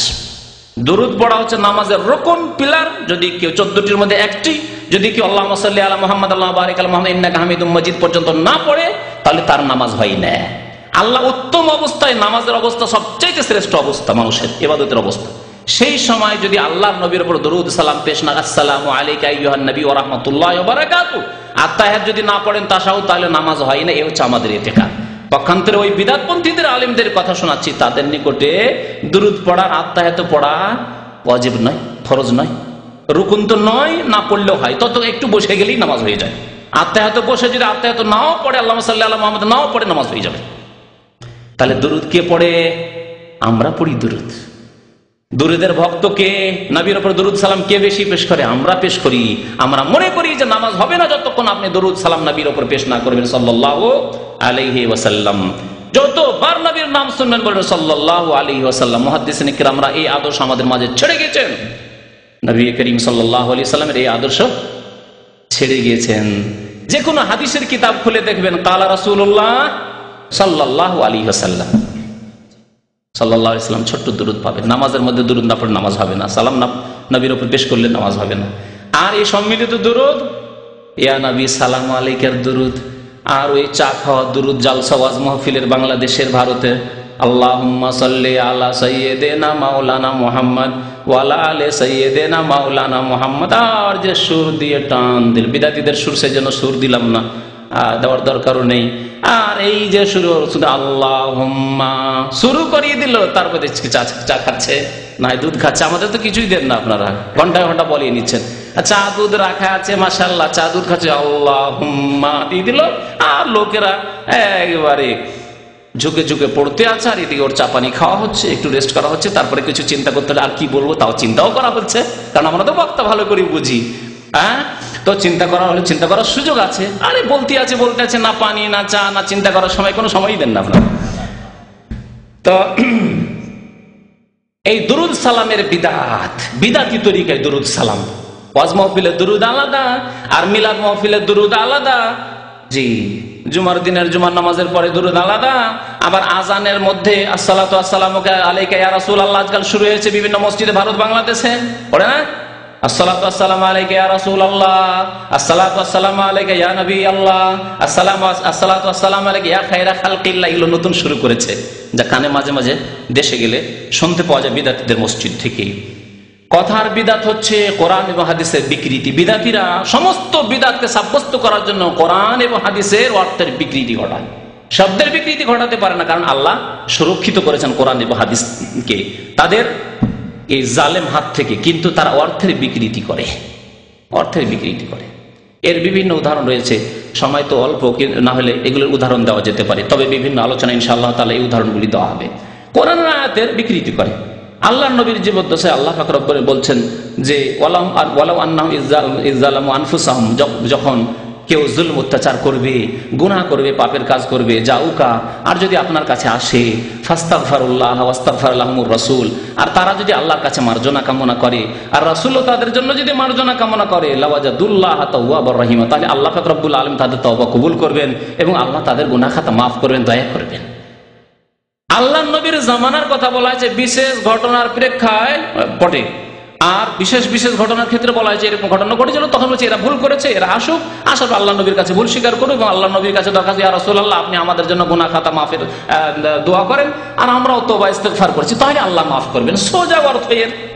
কিন্তু আল্লাহ নবীর ইন্তেকালের পরে কবর মাজার পন্থীরা বলে যে না, এখন আল্লাহ নবীর কবরের কাছে যেতে হবে, আর যাওয়ার পরে বলতে হবে ইয়া রাসূলুল্লাহ আমি ভুল করেছি, জিনা করেছি ইয়া রাসূলুল্লাহ, আমি চুরি করেছি, ডাকাতি করেছি ইয়া রাসূলুল্লাহ, আমি টাকা পয়সা বেঈমানি করেছি, অনেকদিন নামাজ পড়িনি ইয়া রাসূলুল্লাহ, আমি আল্লাহর কাছে গুনাহ খাতার তওবা করছি, আপনি আল্লাহর কাছে আমার জন্য একটু মাফ চেয়ে দেন, আমার জন্য আল্লাহর কাছে একটু দোয়া করে দেন। কবরের কাছে যাইজ বলতে দেখলেন কোরআন আয়াত কেমন বিকৃতি করে। এই অর্থ 1400 বছরের মুফাসসিরিনে কেরাম তারা বুঝেননি। আল্লাহ নবী সাহাবারা আল্লাহ নবী ইন্তেকালের পরে এই কাজ করেননি, সাহাব তাবেঈনরা করেননি। সেই যুগে ভুল ভ্রান্তি হতো না, কেউ কেউ কবরের কাছে গিয়েছে আর গিয়ে বলেছে ইয়া রাসূলুল্লাহ ভুল করেছি, আপনি আল্লাহর কাছে একটু আমার জন্য ক্ষমা চেয়ে দেন। কেউ বলেছে এই তরিকা আছে? নেই তরিকা ইসলামে। এগুলি হচ্ছে কথার বিদাত। কথার বিদাতের মধ্যে হচ্ছে উচ্চারণ করার নিয়ত। প্রত্যেক কর্মের ক্ষেত্রে, ইবাদতের ক্ষেত্রে উচ্চারিত নিয়ত, নিয়ত করতে হয়, নিয়ত পড়তে হয় না। ভারত বাংলাদেশের অধিকাংশ মানুষরা নিয়ত কি করে? পড়ে, নিয়ত পড়ে। নিয়ত পড়া হচ্ছে কথার বিদাত, বাচনিক বিদাত। জোহরের নামাজ আবার ফরজ নামাজ, তাই বলতে হবে নামাইতু আন উসাল্লিয়া লিল্লাহি তাআলা আরবা রাকাতিন সালাতাল যোহরে ফরিজাতান লিল্লাহি তাআলা মুতাওয়াজ্জিহান ইলাল কাবাতিশ শরীফা। আল্লাহু আকবার। কথার বিদাত আল্লাহ নবীও করেননি। এত নামাজ পড়েছেন তিনি, তার কোনো নামাজে তিনি নামাইতু পড়েননি। আর সাহাবায়ে কেরাম করেননি, খোলাফায়ে রাশিদিন করেননি, তাবেঈন করেননি, তাবা তাবিন করেননি, ইমাম আবু হানিফাও করেননি, ইমাম শাফি, মালিক, আহমদ কেউ করেননি। তাহলে এলো কোথা থেকে? এলো কোথা থেকে? বিদাতি মোল্লাদের পক্ষ থেকে। বিদাতি মোল্লারা মূর্খ লোকদেরকে, জনসাধারণকে, কানাকে হাইকোর্ট দেখিয়ে দিয়েছে। পড়ে ঘর দেখিয়ে দিয়ে, কানা মানুষ তো বুঝবে না, অন্ধ মানুষ, হাইকোর্টে দেখিয়ে দিয়েছে, বিদাতে লিপ্ত করে দিয়েছে। আবার গিয়ার চেঞ্জ করতে হবে। এই বিদাত আবার বাচনিক বিদাতে গিয়ার চেঞ্জ করতে হবে। ফরজ নামাজে ফরিজাতান লিল্লাহ, আমি তো আরবি বুঝি, তাই গিয়ার চেঞ্জ করে দিলাম পট করে। আপনি তো ড্রাইভিং জানেন না, ইসলামের ড্রাইভিং জানেন? কোন জায়গায় বলতে হবে সুন্নাতান মুআক্কাদা লি রাসূলিল্লাহ সাল্লাল্লাহু আলাইহি ওয়াসাল্লাম, আবার কোন জায়গায় বলতে হবে সুন্নাতান গায়রে মুআক্কাদা বলতে হবে, কোন জায়গায় বলতে হবে নাফালান, কোন জায়গায় বলতে হবে তাহাজ্জুদান, কোন জায়গায় বলতে হবে সালাতুত তারাবিহ। এতগুলি গিয়ার, 2-4-5টা গিয়ার গাড়ির মধ্যে 4-5টা গিয়ার থাকলে না মুখস্থ করা যায়। এত গিয়ার কেমন করে চেঞ্জ করবেন আপনি? মহা মুশকিলে ফেলে দিয়েছে মুসলিম উম্মতকে বিদাতিরা। জি, রোজার জন্য বলতেন নামাইতু আন আসুমা গাদান লাকা মিন শাহরি রমাদান। মিন শাহরি রমাদান আমি নাহি আরবি বুঝলাম, এখন শাওয়াল মাসে 6 রোজা রাখবো, তো কি বলতে হবে? আপনার ক্ষমতা আছে? কয়জন লোক এখানে বলবেন? তাহলে এখানে যে গিয়ার চেঞ্জ করতে হবে, নামাইতু আন আসুমা গাদান সিত্তাম মিন শাওয়াল, গিয়ার চেঞ্জ করতে হলো। আবার সোমবারে যদি সোমবারে নিয়ত রোজা রাখি, নামাইতু আন আসুমা গাদান লিয়াউমিল ইসনা লিয়াউমিল খামিস, মুশকিল। তারপর যদি কাজা হয়, কাজা অনেকের বাকি আছে, মহিলা মা বোনদের বাকি আছে, অনেকের রোজা বাকি আছে, বা পুরুষ লোকদের বাকি থাকতে পারে। নামাইতু আন আসুমা গাদান কাযান লি শাহরি রমাদান। মা বোনরা কি করে, বাঙালি মা বোনরা, উর্দু ভাষীরা, কেরালা ভাষীরা কি করে বলবে? এই গিয়ার চেঞ্জ করবে কি করে? মুশকিল। কত বিপদে ফেলেছে মুসলিম জাতিকে বিদাতিরা। কথার বিদাত দেখছেন, কথার বিদাত। হজ করলে আল্লাহুম্মা ইন্নী নাওয়াইতুল হাজ্জা ওয়াল উমরাতা ফায়াসসিরহু লি ওয়া তাকাব্বালহু মিন্নি, সব কি করে বলবে? আছে কোথায় ইসলামে? আছে? নেই, কোথাও নেই। এগুলি বিদাত। আমলের ক্ষেত্রে বিদাত, কয়েকটি বিদাত উল্লেখ করি। আমলের ক্ষেত্রে বিদাত হচ্ছে কবর পাকা করা। কবর পাকা না করলে কবরে সেজদা হতো না। কাঁচা কবরে সেজদা কোনোদিন হয় না, আর হবে না। কবর পাকা করা নবী করিম সাল্লাল্লাহু আলাইহি ওয়াসাল্লাম হারাম করেছেন, নিষেধ করেছেন। নাহা রাসূলুল্লাহ ইউজাসসাসাল কবর, কবর পাকা করতে নিষেধ করেছেন নবী করিম সাল্লাল্লাহু আলাইহি ওয়াসাল্লাম। জি, নবীর বিরোধিতা করে, ওমা ইউশাকিকির রাসূল, আগে শুরুতে আয়াত পাঠ করেছে, নবীর বিরোধিতা যারা করলো তারা কোথায় যাবে? নুসলিহে জাহান্নামে, জাহান্নামে যাবে। কবর পাকা যারা করেছে, করিয়েছে, এর পেছনে যারা ইন্ধন জুগিয়েছে, নুসলিহে জাহান্নাম ওয়া সাআত মাসির, আল্লাহ পাক রব্বুল আলামিন বলেছেন। কবর পাকা করা এই আমল হচ্ছে শিরকের দিকে উম্মতকে ঠেলে দেওয়া। কবরের উপর ঘর নির্মাণ করা, গম্বুজ তৈরি করা। কবরের ওপর যে তৈরি আছে, ঘর তৈরি আছে, তাকে এত সাজসজ্জিত করা হয়, এবং ভারত, পাকিস্তান, বাংলাদেশ এসব দেশগুলিতে সরকারের বাজেট পাস হয়। মসজিদের জন্য হয়তো বাজেট হয় না, কিন্তু মাজারের জন্য অবশ্যই বাজেট হয়। মসজিদ ভেঙে দিতে পারে, কিন্তু কোন স্টেশনে, বাস স্ট্যান্ডে, কোন জায়গায় যদি মাজার পড়ে যায়, পাকা কবর, তা ভাঙা চলবে না, তা ভাঙা যাবে না। কারণ জনসাধারণের কাছে ভোট নিতে হবে, আর জনসাধারণ সব কবর পূজারী মুশরিক, সুতরাং তাদের মনকে জয় করতে হবে। আর মসজিদে তো নামাজ পড়ে, মসজিদ ভেঙে দিলেও এমনকি 2-4 দিন কিছু লোকেরা অসন্তুষ্ট থাকবে, আর এরা ভোট না দিলেই বা কি হবে, কারণ এদের সংখ্যা কম, নামাজিদের সংখ্যা কম, আর কবর পূজারীদের সংখ্যা সবচেয়ে বেশি, কবর ভক্ত, পীর ভক্তদের সংখ্যা সবচেয়ে বেশি। দেখেছেন এরকম স্টেশনে, ভারতে পর্যন্ত বিশাল স্টেশনে, রেল লাইনের মধ্যে মাজার একেবারে বড় হেফাজতের সাথে হিন্দু সরকারও রেখেছে, অমুসলিমরাও রেখেছে, কারণ জানে যে মুসলিমদের সেন্টিমেন্ট এটা লাগবে। মসজিদ ভেঙে দিলে তারা এত একতা নিয়ে আসতে পারবে না, যদি তাদের মাজার ভেঙে দিয়ে রে বাপ রে বাপ, তারা কিয়ামত করবে, আমাদের অবস্থা খারাপ করে দেবে। কারণ এরা কবর ভক্ত, মসজিদ ভক্ত না, এরা আল্লাহ ভক্ত না, এরা মাজার ভক্ত। তারপরে কবরের উপর চাদর চড়ানো, সব কর্মের বিদাত।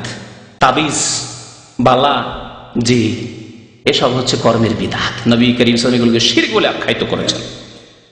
বিবাহ শাদীর ক্ষেত্রে বিদাতের শেষ নেই। যদি বিবাহ শাদীর বিদাত বলি তাহলে 2-4 দিন আমাকে বলতে হবে। একটি আলোচনা রয়েছে, যদি এ সম্পর্কে বেশি জানতে হয়, বিবাহের সুন্নত বিদাত, সংক্ষেপে হলো মোটামুটি কিছু কথা জানতে পারবেন, যাতে আমাদের দেশের বিদাতগুলি সম্পর্কে জানতে পারবেন। বউ দেখার বিদাত, বন্ধু বান্ধব নিয়ে 10-15 জন বন্ধু বান্ধব, কলেজ ইউনিভার্সিটির সমস্ত বন্ধু বান্ধব নিয়ে একদিন আপনার যে হবো স্ত্রী, তাকে সবাইকে দেখালেন। জায়েজ ইসলামে না হারাম? হারাম। তারপরে বিয়ে শাদী করে নিয়ে আসার পরে হাজার হাজার লোককে, শত শত লোককে দাওয়াত করলেন, আপনার ওলিমার দাওয়াত, সবার জন্য স্টেজে বসিয়ে দিলেন, আর টাকা পয়সা সবাই দিচ্ছে, উপঢৌকন দিচ্ছে, হাদিয়া তোহফা দিচ্ছে, আর সবাই আপনার বিবিকে দর্শন করছে। আছে না নেই? এগুলি বিদাত নয়?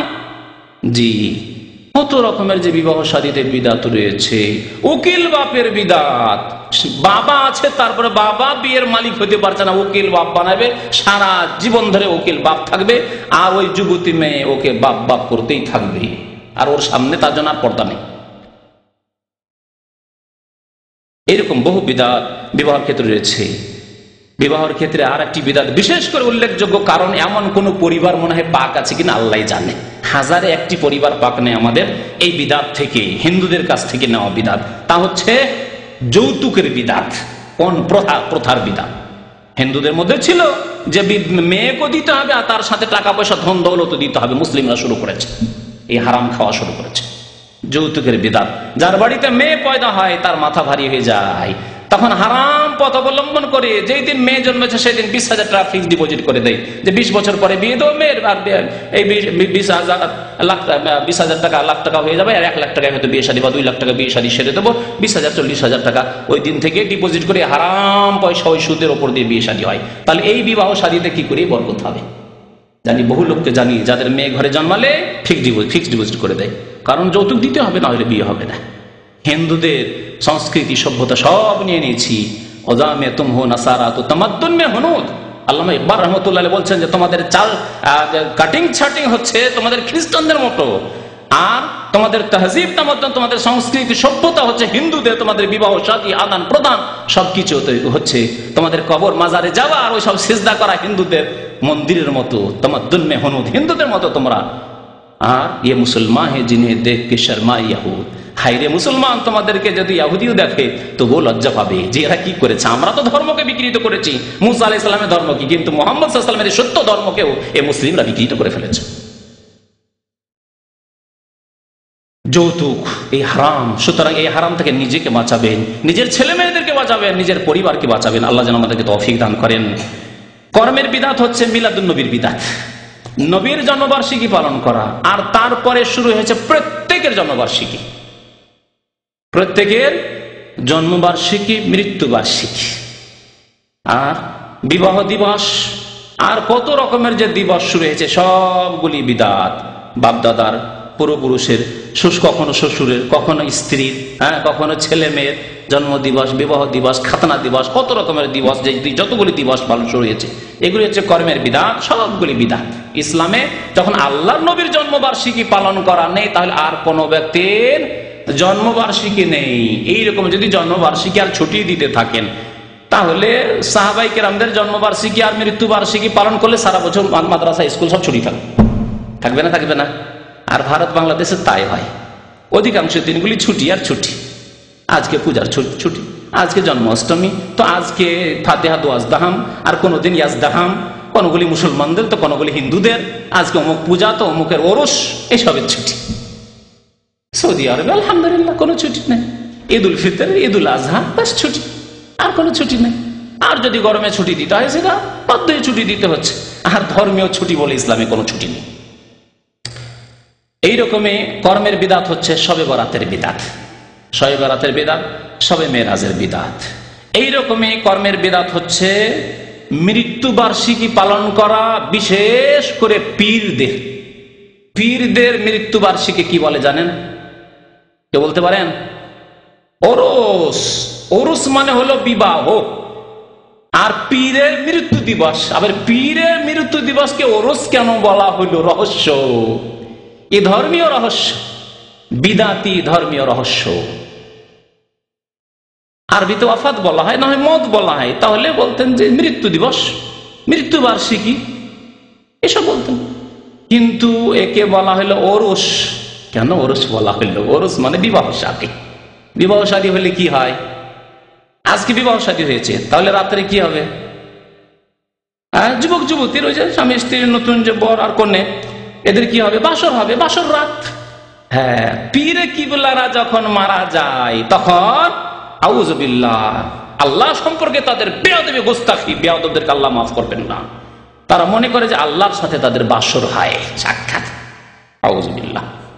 সুতরাং একে তুলনা করা হয়েছে বিবাহ, মানুষের বিবাহ শাদী, যুবক যুবতীর বিবাহ শাদীর পরে মিলনের রাত, আর ওই স্বাদের রাতের সাথে তুলনা করা হয়েছে মৃত্যু দিবসকে পীরদের, ওরসের দিন তাদের, মানে বিবাহের দিন। ইয়ামুল ওরস আরবিতে আরবরা আরিস বলে বরকে, আর আরুস বলে কন্যাকে। জি, আর এতে থেকে নিয়েছে পীরেরা ওরস। ওরস, আচ্ছা, মৃত্যু দিবস একবার হয়েছে বছর, তাই না? ওই দিনটি বছরে একবার আসবে। যদি হয়, ইসলামের তো নেই, তাহলে একদিন হওয়া দরকার।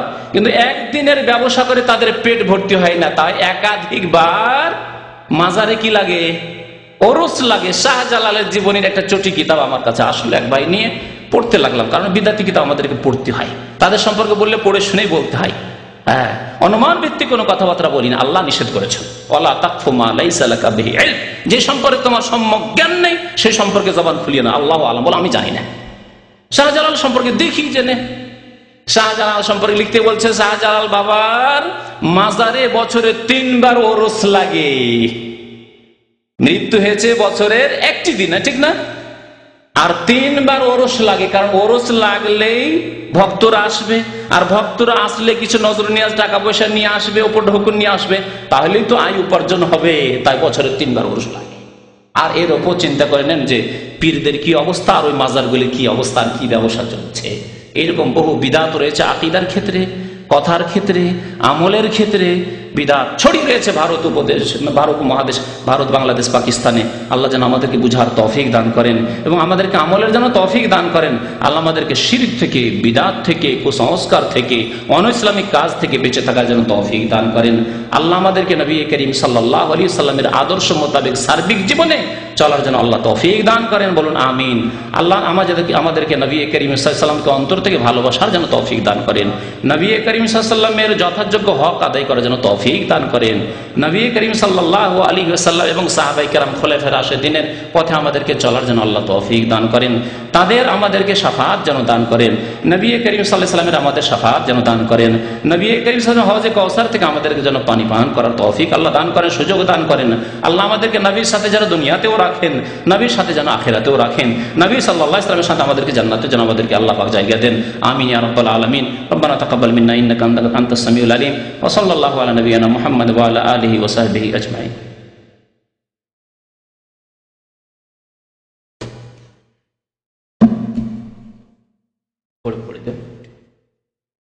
আমাদের দেশে নিয়ম আছে, একজন ইমাম সাহেব কোরআনের খতম, তাই না? কোরআনের খতম হয়, আবার দুয়ার জিকিরের খতম হয়, সব রকম খতম হয়। দেখেন, কোরআন খতম করা, নিজে যদি খতম করেন, এটি হচ্ছে ইবাদত। কোরআন তেলাওয়াত ইবাদত, এক একটি অক্ষরে 10 নেকি করে রয়েছে। কিন্তু কোরআন খতম করার জন্য কিছু লোকে ভাড়া করে নিয়ে আসবেন, সে পয়সা দিয়ে হোক, আর ভালো খাবার খাওয়াবেন এই আশায় তারা আসছে। কারণ গরিব মানুষ, অধিকাংশ ওইরা গরিব মানুষ, আর ওই ভালো খাবারগুলিও বড় লোকদের বাড়িতে পাওয়া যায়। আর বড় লোকরা তো নিজের ছেলে মেয়েদেরকে কোরআন শেখাবে না, এই সুযোগে তারা কিছু ভালো খাবার মুরগা মুসাল্লাম খেতে পায়। তো এই আশায় তারা আসছেন, না হইলে আসতো না। আপনার বাড়িতে ভালো খাবার দিয়েন না, শুধু একদিন ফ্রি ফ্রি পড়িয়ে দিন, একদিন বাস। এক মাদ্রাসার এক জায়গার এক গ্রামের হুজুর হাফেজদেরকে একদিন সারাদিন কোরআন খতম করিয়ে নেন, একটি পয়সাও দিয়েন না, আর একবার খেতেও দিয়েন না। জাযাকাল্লাহ খায়রান, আল্লাহ যেন আপনাকে নেকি দান করেন। আর তারপরে কোন একদিন ডেকে দেখিয়েন, আসবে? কখনো আসবে না। আর এটি পেটের ব্যবসা নয়, পেটের ব্যবসা। আল্লাহ বলছেন ওয়ালা তাশতারু বিআয়াতি সামানান কালিলা, আমার আয়াত অল্প মূল্যের বিনিময়ে বিক্রয় করিও না।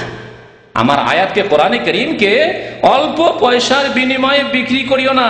অর্থাৎ দুনিয়ায় তুই ভালো খেতে পাবে আর কয়টা টাকা পাবে, সেই জন্য কোরআন তেলাওয়াত করতে যাবে বাড়ি বাড়ি, এসব কাজ করিও না, আল্লাহ হারাম করেছে।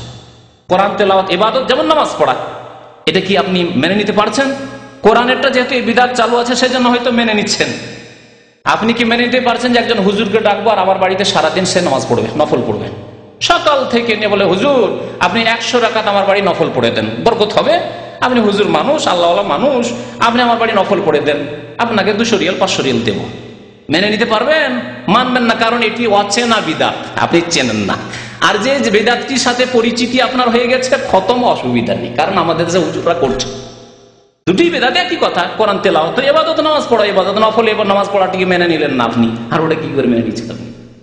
বিদআত খবরদার করবেন না। নিজেরাই কোরআন পড়বেন, বাড়িতে বরকতের জন্য নিজেরা কোরআন পড়বেন, আর যে সময় পড়তে পারছেন না শুনবেন কোরআন, ক্যাসেট লাগিয়ে দেন আর কোরআন শোনেন না। যে সময়গুলিতে কাজকর্ম করছেন, আপনার পরিবার কাজকর্ম করছে, শোনেন, কোরআন শুনতে থাকেন। ফ্রি আছেন, কথা বলছেন না, হ্যাঁ কথা বললে কোরআন বন্ধ করে দেন, কারণ আল্লাহর কথা চলবে আর আপনি কোরআন চালু রাখবেন, তা চলবে না, সেটি আলাদা কথা।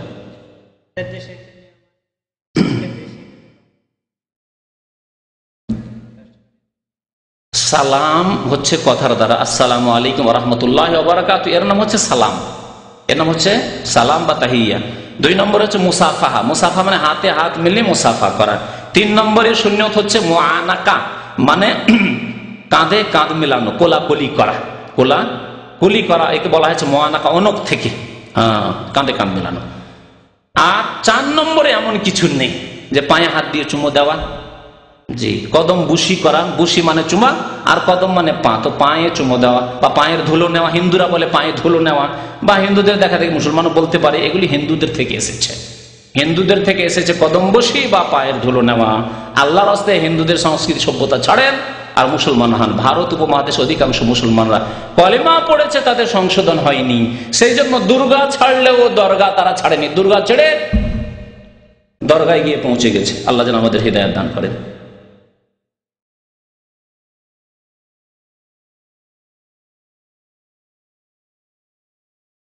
বলছেন আমাদের দেশের কোন এক বক্তা হিন্দুদের জন্য মন্দির বানিয়ে দিয়েছে রাজনৈতিক স্বার্থে। আমি তো আগেই বলেছি যে এসব গণতন্ত্রের রাজনীতি হচ্ছে স্বার্থের রাজনীতি, আর লোকজনের ভোট না নিলে তো নেতৃত্বে যাওয়া যাবে না।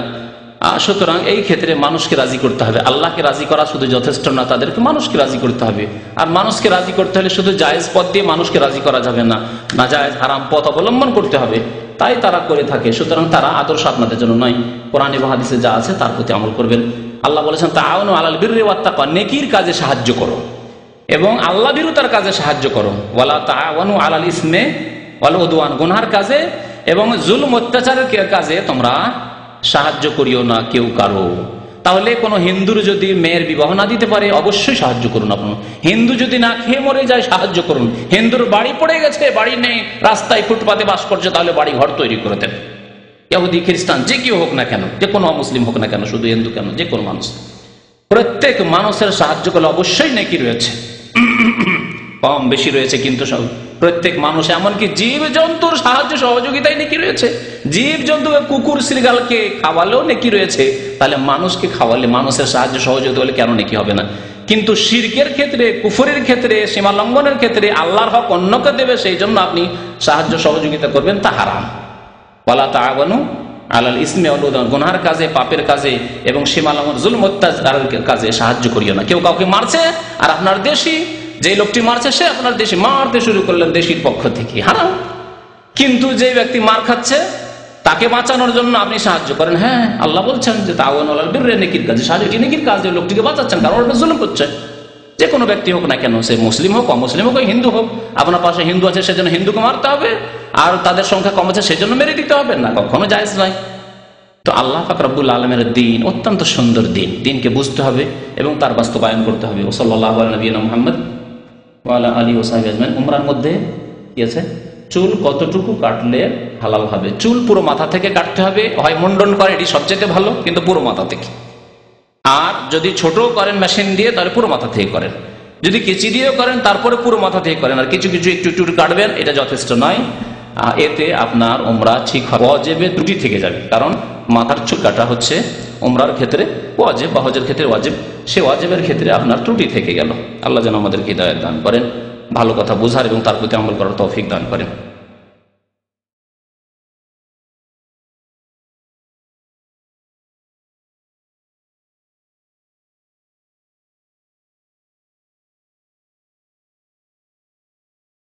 قال رسول الله صلى الله عليه وسلم: لأن يهدي الله بك رجلا واحدا خير لك من حمر النعم.